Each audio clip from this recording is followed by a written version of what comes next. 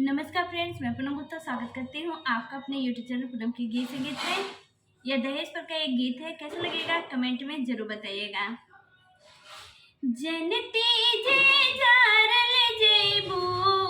अग के दहेज में, जनती जे जारल जेबू अग के दहेज में, पाप नाही करती बेटी ससुरा में भेज के, पाप नाही करती बेटी ससुरा में भेज के, जनती जे जारल जेबू